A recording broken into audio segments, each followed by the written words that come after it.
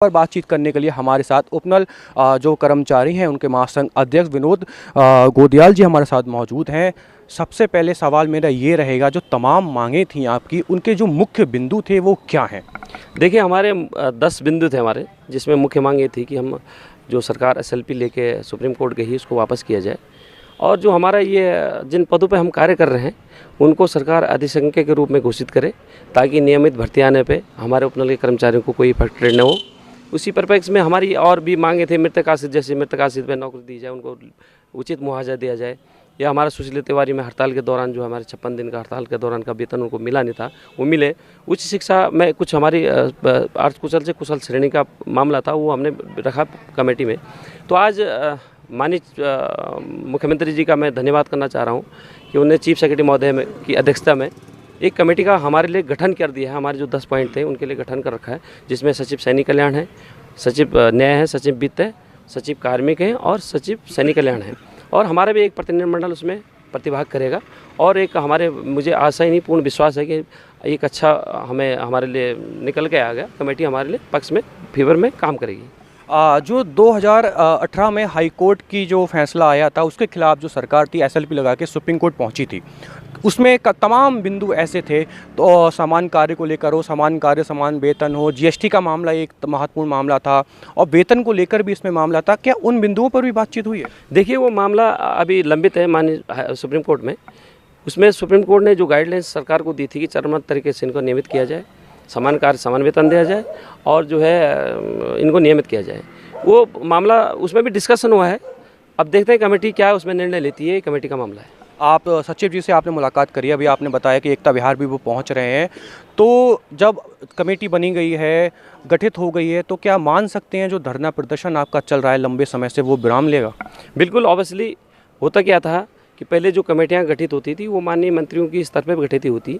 माननीय मंत्री जी उनको जो है सचिव वित्त न्याय और कार्मिक पे मशवरा के लिए भेज देता था। अब प्लस पॉइंट हमारा यह है कि माननीय सचिव वित्त न्याय जो भी हैं उनकी सदस्यता में बनी है, तो निश्चित तौर से हमें वो पॉजिटिव निर्णय देंगे। एक महत्वपूर्ण सवाल मेरा रहेगा, इसको लेकर हमारी सरकार के कुछ लोगों से बातचीत हुई थी, उनका मानना ये था, उनका कहना ये है, आप उसका जवाब दीजिएगा, जो उन लोगों ने हमसे कहा था, उनका मानना ये था कि जब ये लोग लगे थे, जब ये नौकरी प्राप्त करी गई थी, तब शर्तें यही थी कि आपको इतना वेतन दिया जाएगा, और वहाँ पर कोई परमानेंट की बात या इस तरीके की कोई बात हुई नहीं थी। इस पर आप जवाब हमारे माध्यम से क्या देना चाहेंगे? देखिए, ऐसा है ना, मैं आपके चैनल के माध्यम से बताना चाह रहा हूँ कि जब हमारी नियुक्ति हुई थी 1 वर्ष के लिए हुई थी। मैं सरकार से इसलिए तो मांग करता हूँ, अपेक्षित करता हूँ कि आपने 1 साल में वो कार्रवाई क्यों नहीं करी। आज आपने 15-15, 16-16, 20-20 साल कर्मचारियों को ले लिए, अब कहाँ जाएगा कर्मचारी? उसके लिए भाई हम भी तो इंसान हैं, इसी प्रदेश के बच्चे हैं, उसके लिए एक नियमावली बनानी चाहिए थे आपको। इस महंगाई के दौर में हमारा वेतन अल्प वेतन में हम काम कर रहे हैं, उसकी ओर भी ध्यान देना चाहिए, पर सरकार ने उस ओर ध्यान नहीं दिया, जिसके लिहाजा हमें फिर मजबूरी में जो है रोड में उतरने को मजबूर होना पड़ा। आज जब हम रोड में उतरे तब हमारी मांगे मानने पड़ी सरकार को। तो मैं पुनः आपके चैनल के माध्यम से धन्यवाद देना चाहता हूं माननीय मुख्यमंत्री जी का, माननीय सैनिक कल्याण मंत्री जी का, चीफ सेक्रेटरी महोदय जी का, कि आपने देर आए दुरुस्त आए एक बढ़िया प्लेटफॉर्म हमारे लिए गठित कर दिया। अगर मैं इनके पक्ष की बात करूं तो हालांकि इनका भी कहना सही है, जब ये नियुक्ति हुई थी तो 6,500, मैं सही हूँ ना, 6,500 से शुरुआत हुई थी, और आज तकरीबन 12.5 के आसपास ही है ना, 12,570 के आसपास भी। लंबा समय हो गया, महंगाई बढ़ रही है, हर चीज़ बढ़ रही है। अगर इनका पक्ष भी देखा जाए तो इनका पक्ष बहुत महत्वपूर्ण है, बहुत ज़रूरी है। आखिरी सवाल, आपने कहा था परिवर्तन, अगर हमारी मांगे पूरी नहीं होती हैं हम धर्म परिवर्तन करेंगे। देखिए, हम इस प्रदेश के बच्चे हैं, सरकार हमारी गार्जियन है, माननीय मुख्यमंत्री जी हमारे गार्जियन हैं। ये हमारा आक्रोश था कि हमने अपने से तो आक्रोश हो जाता है, वो आक्रोश में आके हमने ये निर्णय फैसला लिया था कि अगर सरकार हमारी बातों को अमल नहीं करती है तो इस राम राज्य में रह करके जब हमारी बातों पे अमल नहीं होगा तो उस राम राज्य में रहकर फ़ायदा नहीं है। इसलिए मैंने फैसला लिया था कि हम अगर हमारी मांगों पे कोई सकारात्मक कार्रवाई नहीं होती है तो हम मजबूरन हमें धर्म परिवर्तन कर देंगे, परिवार सहित कर देंगे। ये मेरा उस समय का बयान था। ये बयान सोच समझ के बोला गया था या भावनाओं में बहकर? ये देखो, आवेश में आकर हमने ये आवेश में और भावना में आके हमने किया था, क्योंकि हमारे जो कर्मचारी मेरे पास आए थे, जो जिनकी 10-10 साल 15-15 साल नौकरी हो गई थी और उनको सडनली हटा दिया गया था, उनकी आंखों में आंसू थे।